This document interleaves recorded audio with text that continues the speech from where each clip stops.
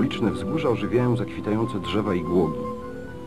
Naszło mnie niepohamowane pragnienie namalowania tego widomego dowodu ciągłości trwania.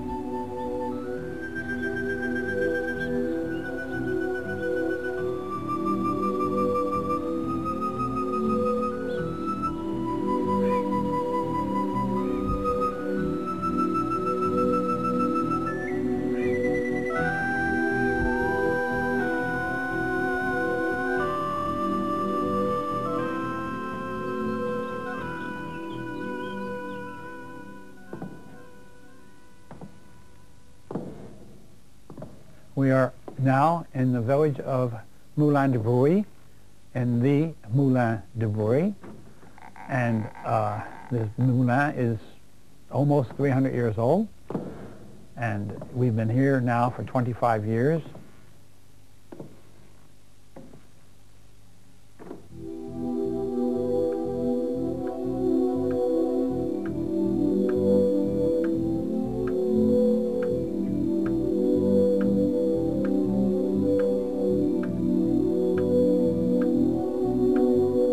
Urodził się 7 listopada 1925 roku w Filadelfii, w katolickiej rodzinie robotniczej. Wharton to panieńskie nazwisko jego matki pochodzącej z Irlandii. Ojciec, z pochodzenia Francuz, przez całe życie pracował w fabryce. Jego jedyna siostra Jeanne wciąż żyje, choć walczy z rakiem. Ojciec chrzestny pisarza, William Wharton, nie miał własnych dzieci, tak więc pseudonim pisarski został wybrany na jego cześć.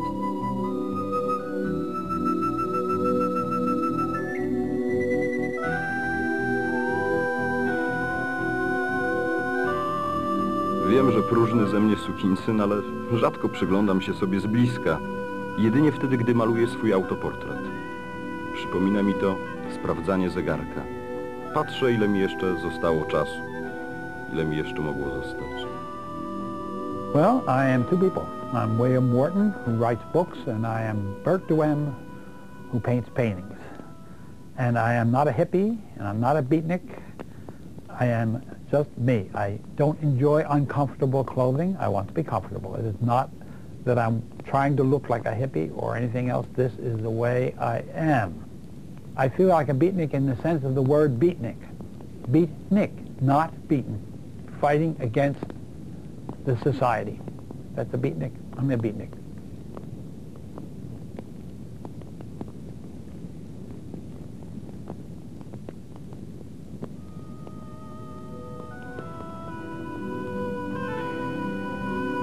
W czasie wojny służył w piechocie, walczył w Europie, był ranny. Podczas wakacji, miał wtedy 18 lat, spotkał i zakochał się w Rosemary Henry, która później została jego żoną.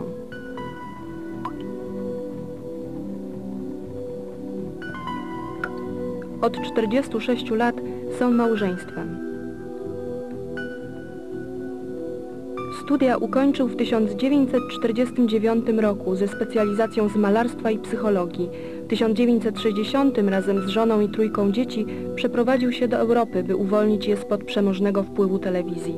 We Francji w 1966 urodziło im się czwarte dziecko. My name is William, and I am the son of William Wharton. Which of the sons? I am the baby of the family. I'm the youngest child. Can you tell us something about your father? How is he? He was a good father. He is a good father. He never forces us to be anything we do not want to be, and he gives us all the help that he is possible to give us to become what we want to be. My daughters have said, "Dad, you're heavy." All right? I had them describe what was heavy, and they couldn't. It meant that it's their problem. They see what I say as more important than I see it. And both my son Will and Matthew independently each said that you are tough. You're tough in that you don't even notice if it's cold. You don't notice if it's hot. You don't notice if it's uncomfortable. That you're immune to everything. I think I'm more sensitive than most people. But I concentrate my sensitivity in my work.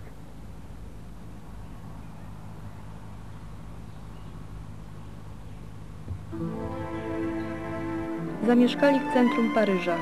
W tym czasie Wharton sprzedawał wystarczająco dużo obrazów, aby mogli przeżyć. Bardzo skromnie, ale jednak przeżyć. Ich mieszkanie miało 30 metrów kwadratowych. Nie mieli jednak zbyt wielkich wymagań.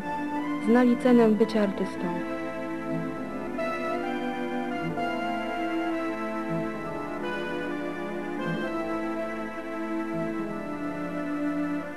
Kiedy maluję kogoś innego, jesteśmy bardzo blisko siebie. Model, ja, sztalugi. Tworzymy trójkąt. Dotykamy się kolanami. Zaplątani w siebie, przytuleni do sztalug.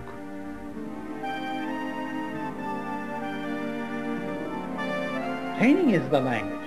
Yeah. We don't have to talk about it. Yes, The of more we course. talk about it, It's- the worse it is for the paintings. Yeah. It wears them down. Why do you paint? For pleasure and communication. Communication with people. Then I want to why? communicate my pleasure. Yes, but you don't want to show your paintings No. to people. No, because Why I not? found that showing got in the way of my pleasure. Is it important for you what critic tell about your paintings? When I had to sell paintings, it was, Yeah. because then I had to live. I had a family. I had whatever. The critics was important to me because if they said the wrong things, we didn't get to eat. Mm-hmm. So I care about. I didn't paint to them. I listened to them. And that was a painful experience. Do you think that your painting is traditional? No. Why not? Why is it? I invented it. Yeah, it's a little bit similar to, I don't know, to Impressionist or to Van Gogh paintings. I'm not painting either to give the impression of light. I'm not painting to put colors in contrast with each other, which was part of the Impressionist movement. I paint to put together the third and the second dimension, so that they're together in one picture. It is designed both in 3 dimensions and 2 dimensions. And when this happens, you have a beautiful painting, a meaningful painting. I'm figurative. I care about the visual world around me. Secondly, I feel the visual world has symbols in it that some can see and some can see, and making things more visible. Painting so that the symbols can come through you.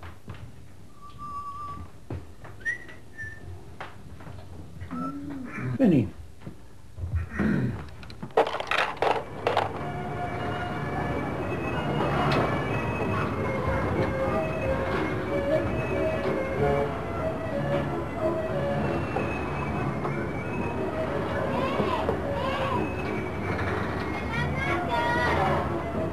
I wanted to see if I could write a book and paint pictures which came together as a single unit, in which the pictures were not illustrations to the book and the book was not text to the pictures, that they happened simultaneously, that they grew as one.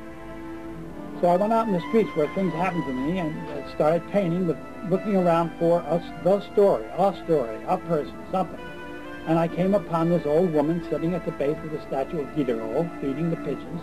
Went over, she was wearing a red suit and had a white cane. And I like to talk to people. Went over and spoke to her, and turned out she was a comedian, and she was had diabetes and became blind and lived just around the corner. And we had a nice chat. Well, there I saw the beginning of my book. She became Mirabelle.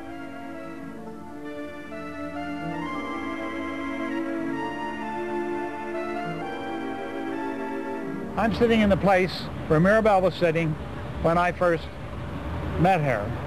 Actually, she ran into me and she sat down here afterward, and I wiped the paint off of her clothes because I had been painting right over there when she came and ran into me.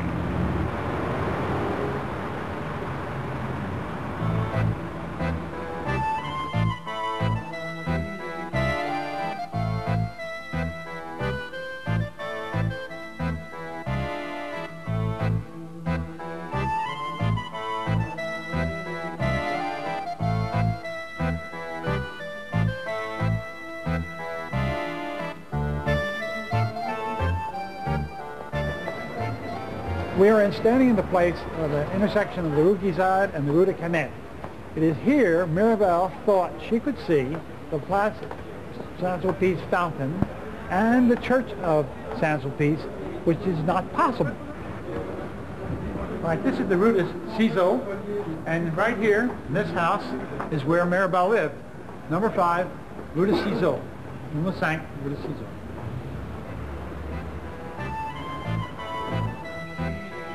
Mirabel, skusiłaś mnie. Muszę zrobić to samo, co ty tak wiele lat temu, albo nigdy nie będę w stanie namalować tego placu tak, jak powinienem.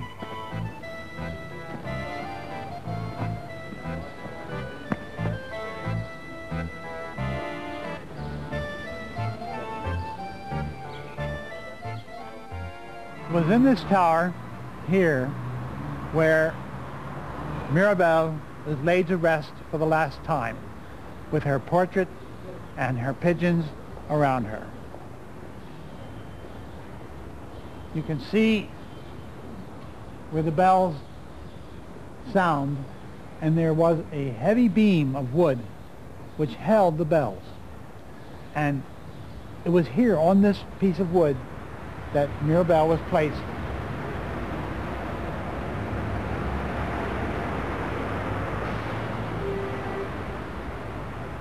I had a great part of that experience, except I was lucky enough not to marry a woman who ran off with a French teacher. There wouldn't have been a book without that. My wife, my real wife, is very much like Mirabel, in that she's calm and considerate and interested in the things of life, and an important person, as Mirabel is.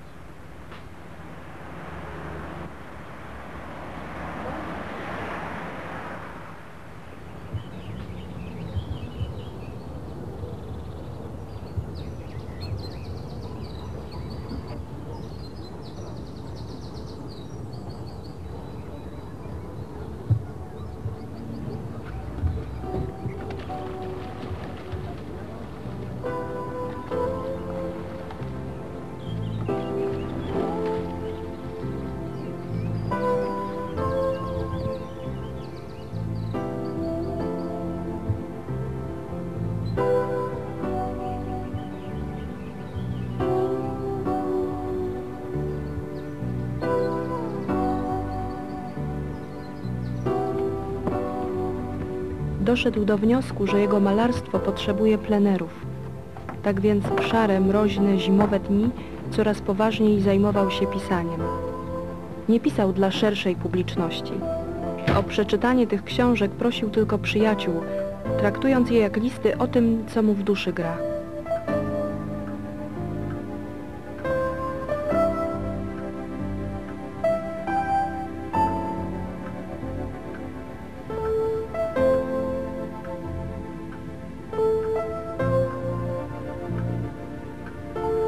Trained, not at all. At university, I managed to get out of my English classes by petition, and I've not since high school really had any training in literature, except my wife. She trains me.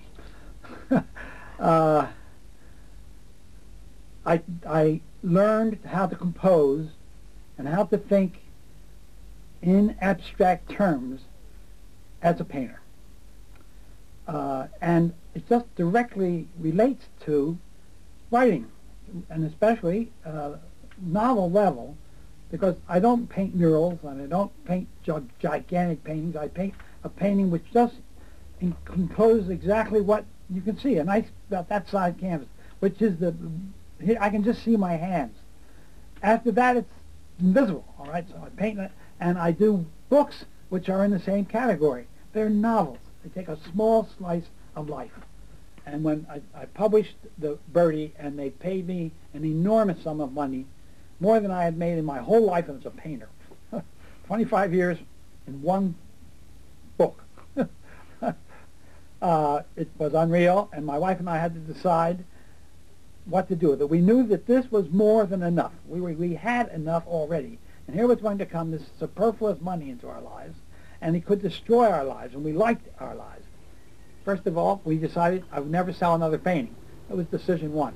And I have not sold a painting, and this has been 16 years now.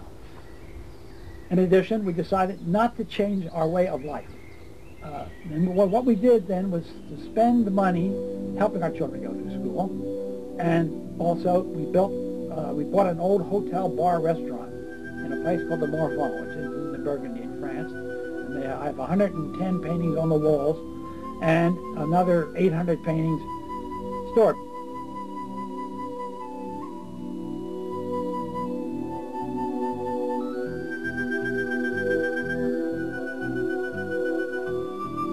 I live in the world, and everything in the world makes my life. The beauty I see around me ties me into the world. And when I can express these things in a personal, intimate way, it's much more direct than to reduce my thoughts first to words in a conversation, and even worse yet, into words and letters, little tiny marks on a page. That's a long way from direct communication.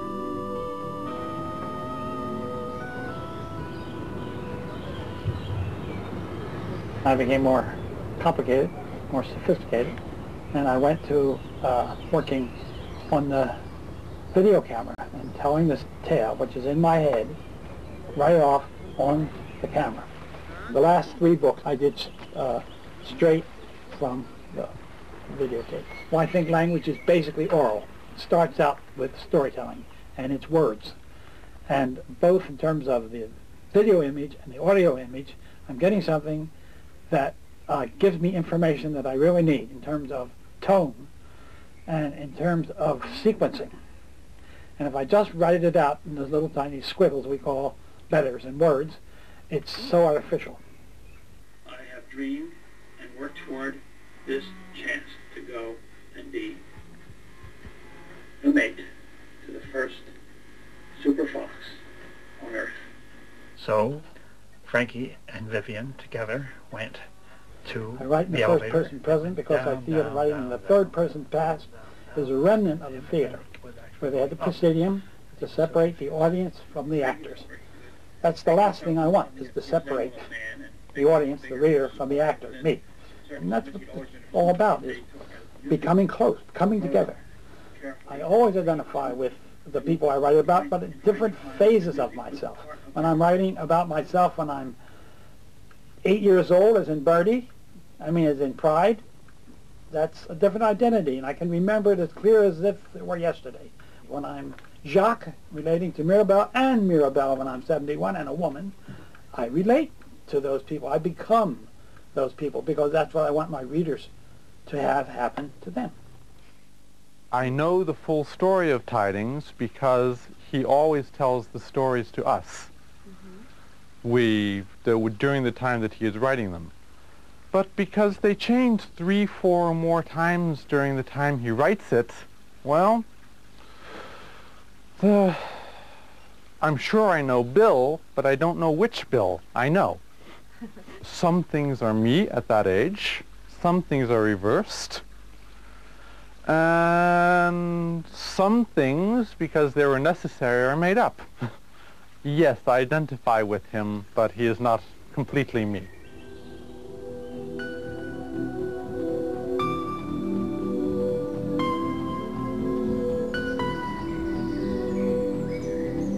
Skąd się tutaj wziąłem? Czy to strach przed życiem przywiódł mnie tutaj i zmusił do przekroczenia rytualnego kręgu?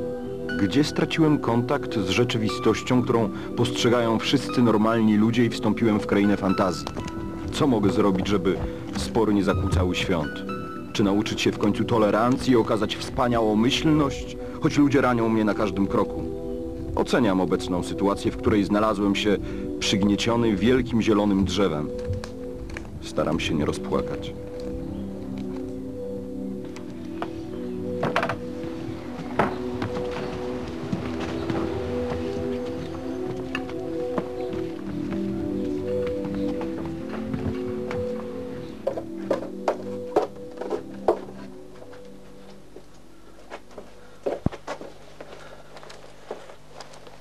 The idea of the anti-hero, which has become so popular, of having someone tell the story who is not likable. I'm not interested. I want my person to be a hero. There are heroic aspects in everyone. And when I write, I'm not going to write a person that I don't like, because I'm writing in the first person. And if I didn't like myself, I could never write. I wouldn't bother to write, because I wouldn't like people either. And I do like people, and I do like life, and I like myself. So the characters I write about are likable people. I think we do need an antidote against all the negative feelings, the media, the television, the films, talk shows, all the rest of it, which is all very negative, mostly. And I think we need someone to be the antidote, and in a sense, I'm one of the antidotes. I'm not the only one, and I don't write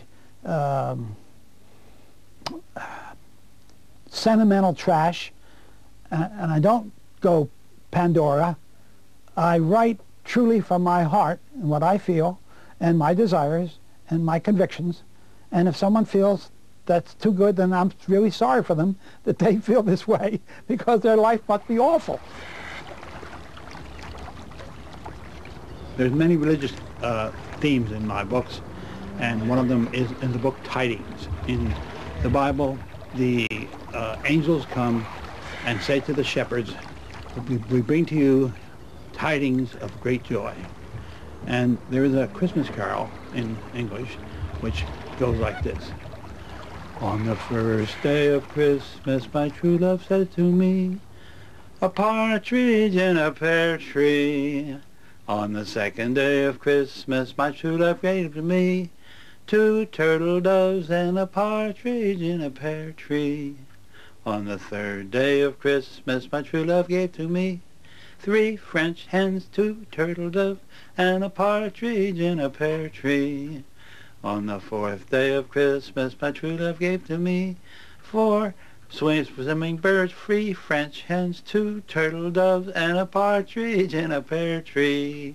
And on the 5th day of Christmas, my true love gave to me 5 golden rings, 4 calling birds, 3 French hens, 2 turtle doves, and a partridge in a pear tree. My father wants grandchildren, more grandchildren. So whenever there is a nice young woman who writes to him about his books, and he is so busy he does not have the time to answer all the people, he can answer only some people, because that is the way it is. So whenever there is a nice young woman who seems to be intelligent and capable and has read the book carefully, he asks me to answer her. And if it is someone really interesting, I try to get him to write to her instead. Please, sir, we can just pound it down, the nails will go right into it. Okay.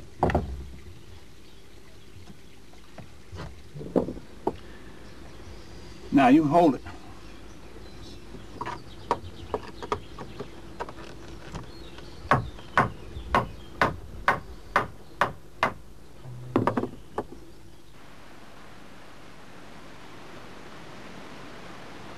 In general, I try to write in such a way that it isn't designed to any particular age group.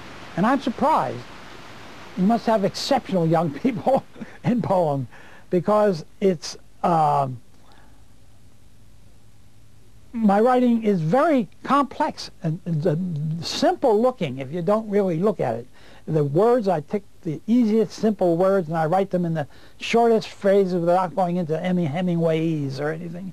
I try to write very directly from the heart to the heart.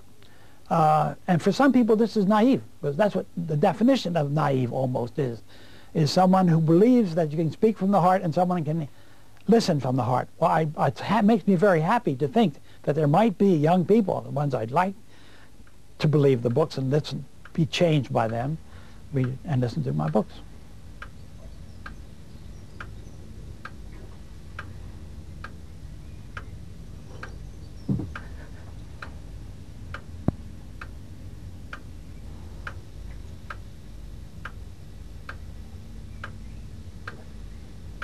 Do you consider yourself as a very famous writer, like Marcel Proust, or I don't know, somebody who... I'm better than Marcel Proust. I don't mean, he couldn't put a plot together. He could write about unbelievable characters, or staying awake and not being able to sleep. All downhill, all negative. I'm sorry. If I don't write better than Marcel Proust, I'll stop writing. In my life, my books, it's not a horse race. And I'm not running races against any other writer. I run my own race to my own time and to my own beat.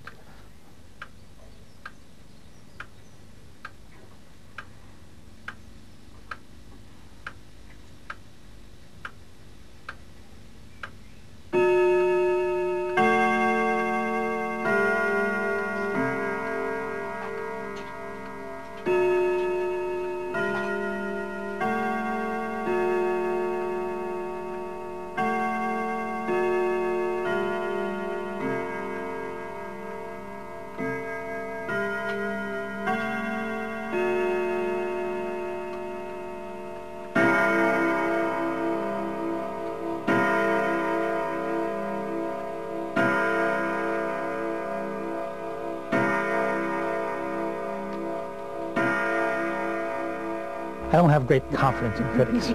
They tend to be people who wanted to be writers and can't write, all right? And they look for something negative to say because they're not serious unless they're negative. So I don't read the critiques and I don't care about the critics. Sorry. Publishing has built into it the word public. You are going public. So therefore, I feel that writing, for me, is a lesser skill.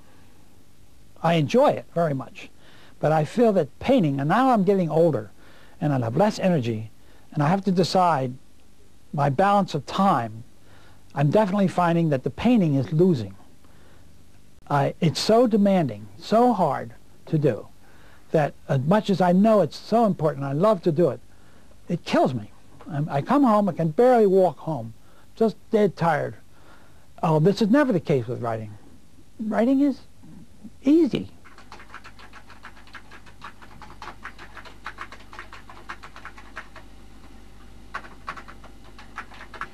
In your books, you'll find very often very naturalistic description. Aren't you a little bit exhibitionist? Everybody goes to the toilet 2 or 3 times a day. Everybody, if they're lucky, has sex. And it's a part of life. And to write books in which this doesn't happen is like writing a book about people not breathing. It's essential to life. You can't live without those things. And I want my books to be alive. That's not exhibitionism. I think I'm a good storyteller. But I'm not a writer. I'm a painter.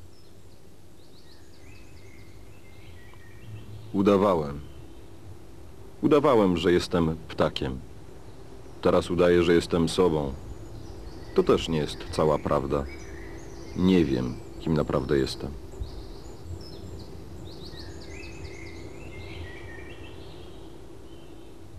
No one I know can put 100% into everything. If they put 100% into brushing their teeth, they're not going to have much left over to eat their breakfast. And if they put 100% into eating breakfast, they're never going to get to lunch, etc. You've got to choose your battlegrounds, your areas where you're going to put 100%. For me, it's writing and painting, and it's my family. I have 3, and that's almost more than I can handle, to be perfectly honest. I'm at the edge of what's possible. Why did you hide from journalists? Because my private life was so valuable to me. And I have seen in our times how a public life is no life. The more that you let yourself be eaten by others or eat others, the less your life is. And I didn't want that. My work was communication. The reason for it is to share with others. I did that in my painting and in my writing. I didn't want to share my life. When I agreed to publish my first book, I would only do it on the condition that I used another name and no one ever knew I used another name, that there really was a William Wharton. So what happened that your name was given to the journalists? It wasn't really. I began to realize that I wasn't going to be able to stop field burning. I had to go out, and then it was impossible to keep. They knew the name of my daughter, the books, who I was her father. That was the end. And I came out for that. And It's right there on the counter. and even doing this now is the next step and probably the last. Maybe I'll choose a new pseudonym. I don't know. That's about it.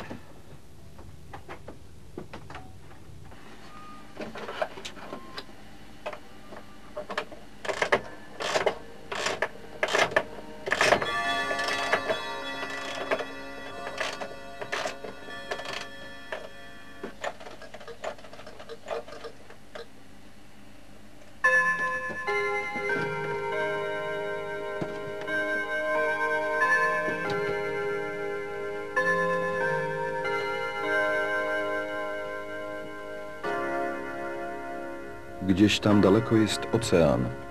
Ogarnia mnie obezwładniający spokój. Czuję, że jestem gotów na wszystko. No, prawie wszystko. The pain that I'm going to cause others, including my wife and children, when I die, is perhaps necessary for them, as my father's death was necessary for me. And in the book, Dad, I talk about this. At the very end of the book, I talk about my fear of what the process of getting older and dying is, and at the same time, as the fact of coming down in an airport into Los Angeles, I really give a symbol of what I'm coming to see about the nature of death.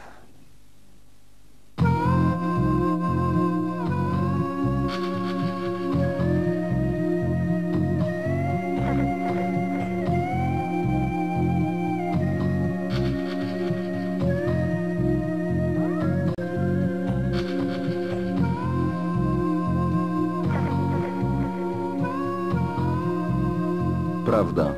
W dniu 3 sierpnia 1988 roku pierworodna córka Williama Whartona razem ze swoim mężem i 2 dzieci spaliła się żywcem w pożarze, który wzniecił farmer wypalający swoje pole. Ogień rozprzestrzenił się na autostradę nr 5 w Oregonie i stał się przyczyną karambolu, w którym zderzyło się 40 samochodów.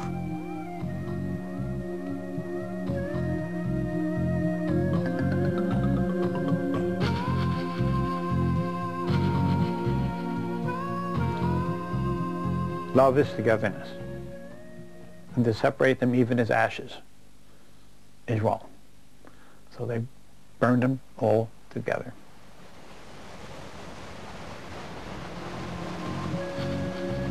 Mamy 2 prywatne pomniki. 2 zegary słoneczne zrobione z kamieni młyńskich, które wzięliśmy z naszego młyna we Francji. Jeden pomnik ustawiliśmy nad brzegiem stawu.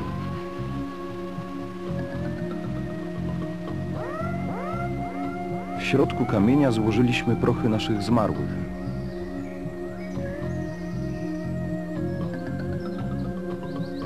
Drugi znajduje się na kawałku ziemi, który Kate dostała jako prezent ślubny.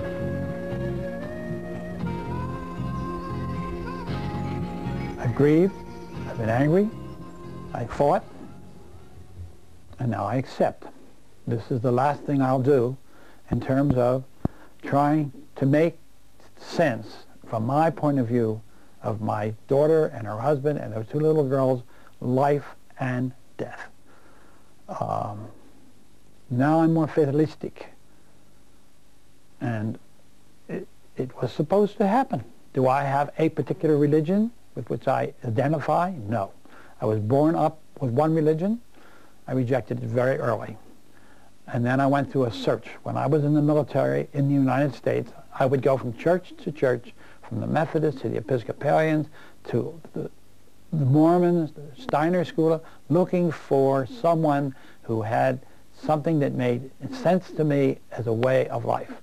And they all failed. But I realized, as I've grown, that I am a deeply spiritual person. So